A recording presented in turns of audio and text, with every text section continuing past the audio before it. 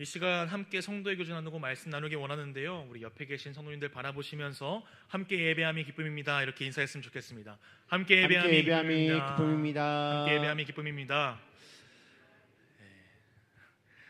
우리가 주님 앞에 한 자리에 모여서 함께 찬양하며 주님의 말씀 앞에 나아가며 함께 마음 모아 기도할 수 있는 것이 우리에게 큰 기쁨이 되는 줄 믿습니다.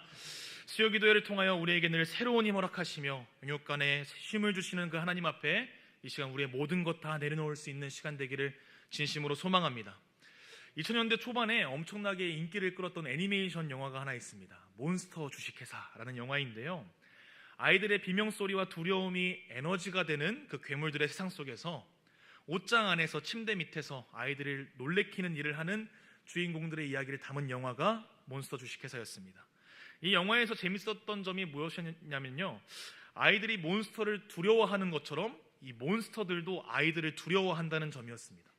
누가 봐도 위협적이고 두려울 것 없어 보이는 그 몬스터들, 괴물들에게도 이 작고 무해한 아이라는 존재가 두려움의 대상이 될 수 있구나, 이러한 사실을 보면서 느끼게 된 것은 그 누구도 두려움 없이 살아갈 수 없다는 사실이었습니다.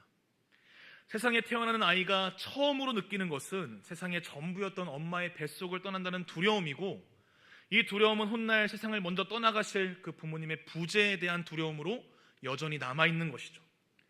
우리가 나이가 들어감에 따라, 인격이 성숙됨에 따라 두려움의 대상이 되었던 것이 별것이 아닌 것처럼 느껴지는 순간들도 찾아오겠지만, 어린 시절 유치했던 두려움들은 어느 순간 진로에 대한 두려움, 거부감에 대한 두려움, 건강에 대한 두려움, 실패에 대한 두려움들로 대체되어서 여전히 두려움과 함께 살아가고 있는 우리들을 발견하게 되는 것 같습니다.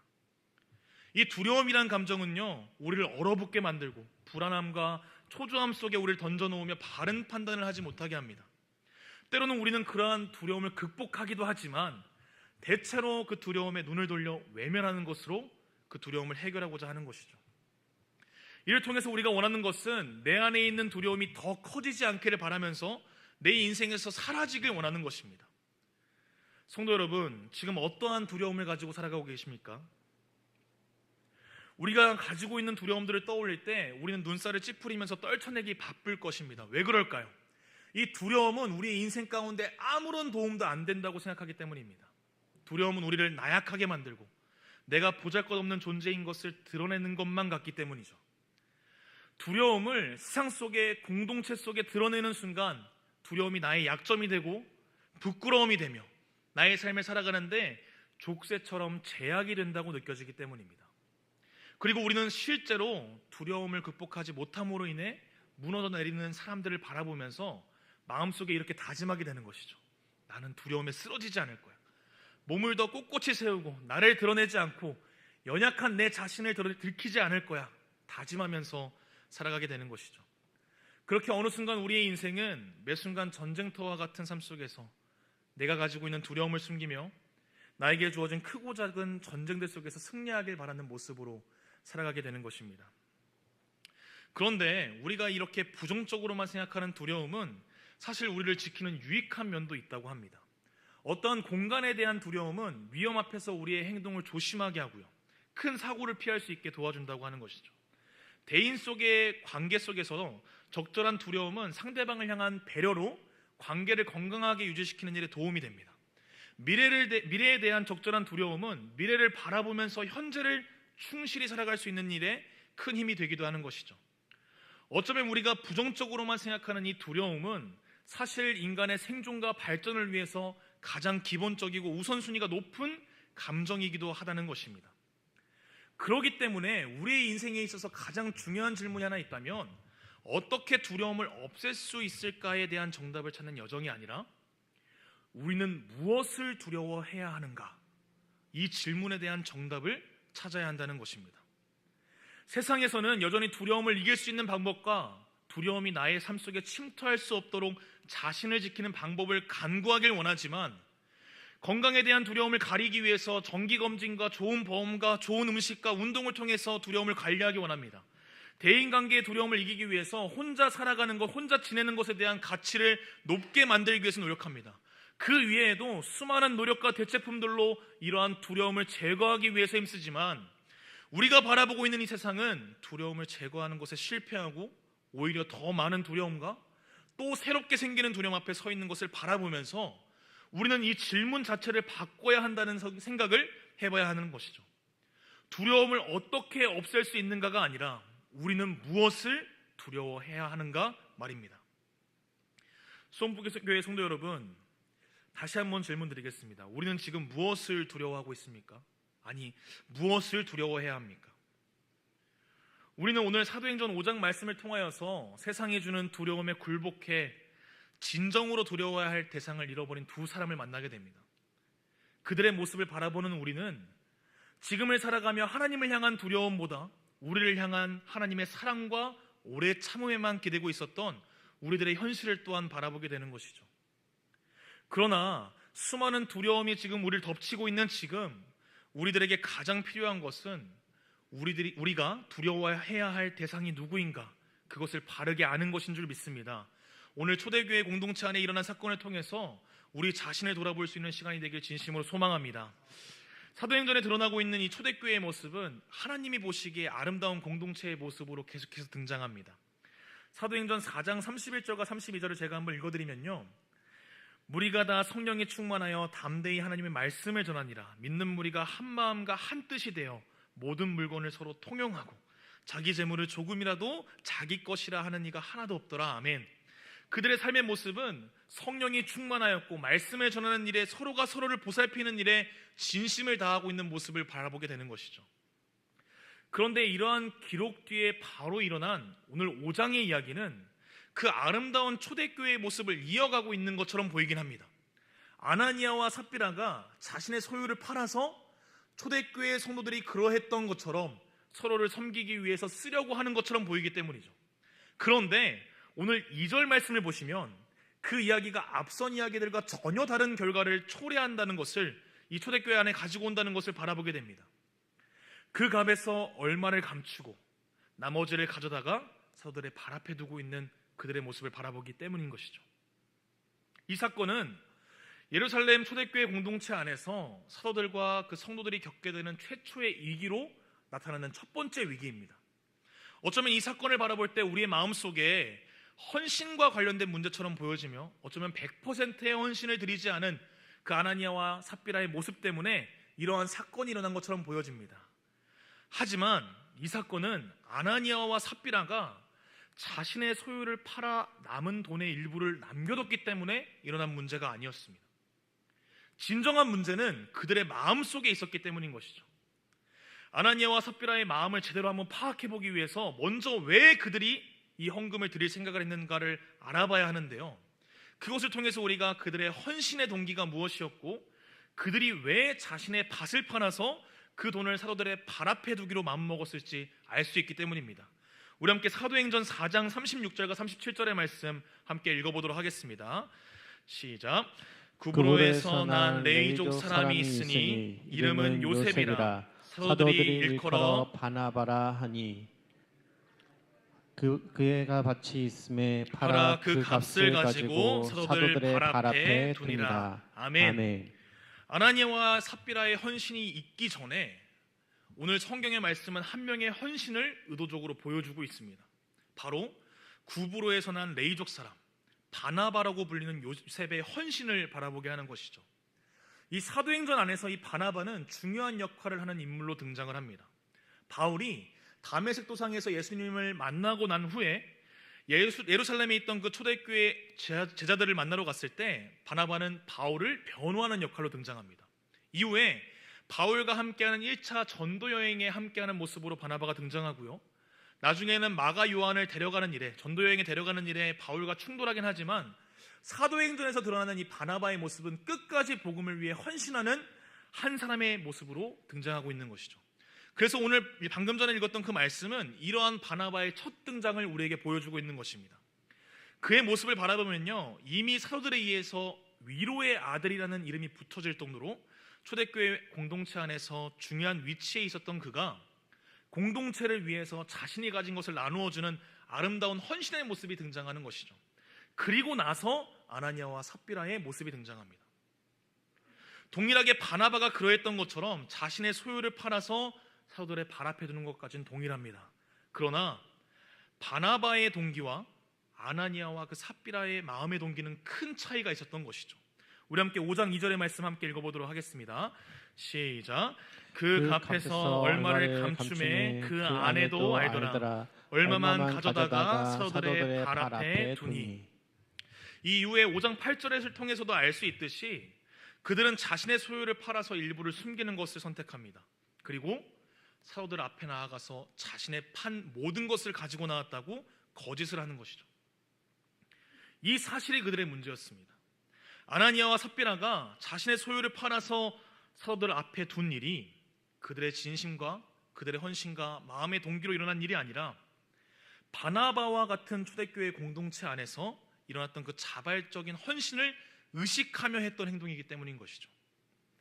아나니아와 삽비라는 어쩌면 자신들의 마음 가운데 하나님을 향한 감사와 사랑보다는 공동체 안에서의 존경과 칭찬을 바랬던 것입니다. 그래서 자신의 소유를 팔았던 것이고, 그래서 그 중에 일부는 내놓고 싶지 않았던 것이죠. 베드로가 그들의 행동에 대해서 이렇게 평가하는데요, 제가 사도행전 5장 4절의 말씀 읽어드리도록 하겠습니다. 땅이 그대로 있을 때 내 땅이 아니며 판 후에도 내 마음대로 할 수 없더냐. 어찌하여 이 일을 내 마음에 두었느냐. 사람에게 거짓말한 것이 아니오 하나님께로다. 아멘. 땅이 그대로 있을 때나 땅을 판 후에도 땅에 대한 권한은 아나니아에게 있었다는 것을 다시 한번 이야기하고 있는 것이죠.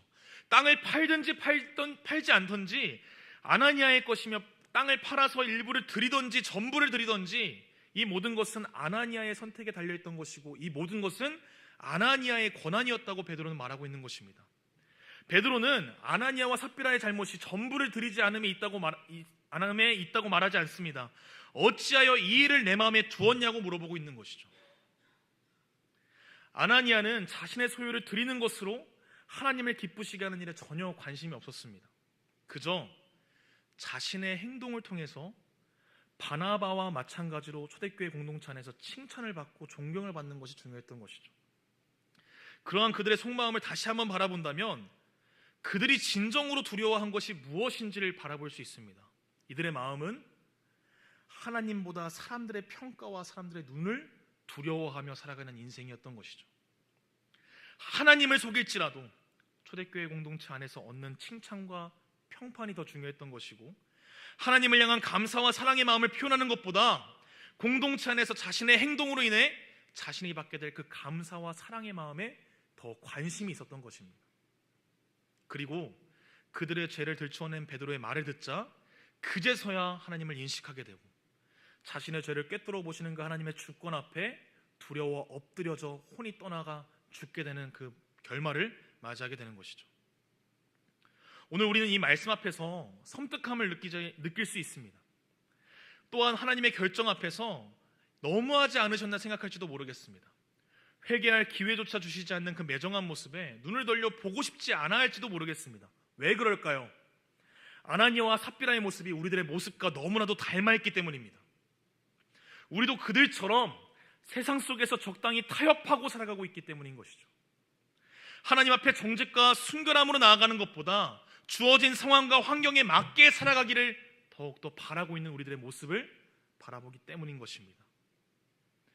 그런 우리들의 모습 속에서 오늘 하나님께서 하신 그 결정은 가혹하고 냉정하고 잔인하게 느껴지는 것입니다.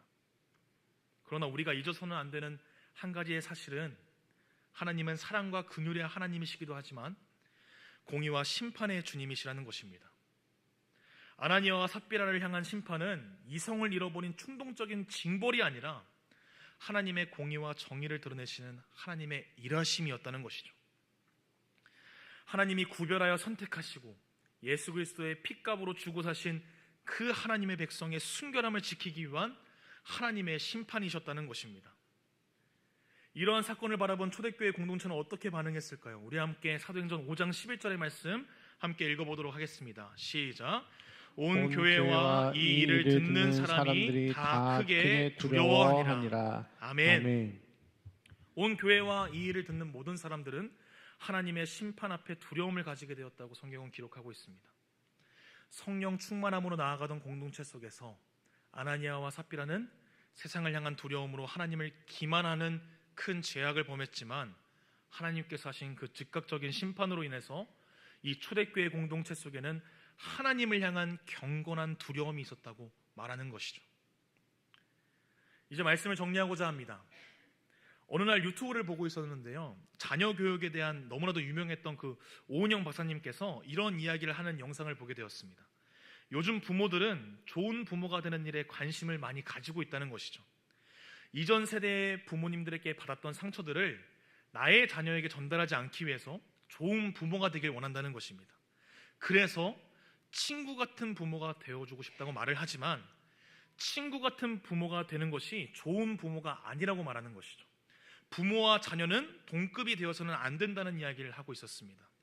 부모는 부모의 권위와 책임 속에서, 역할 속에서 자녀를 사랑하는 것이고, 부모가 부모의 권위를 다 잃어버리고 자녀와 동급으로 가르치지 않는다면 부모의 역할과 책임을 제대로 감당하지 않고 있는 것이고, 자녀의 자라남과 성숙에 있어서 도움이 전혀 되지 않는다고 말하는 것이죠.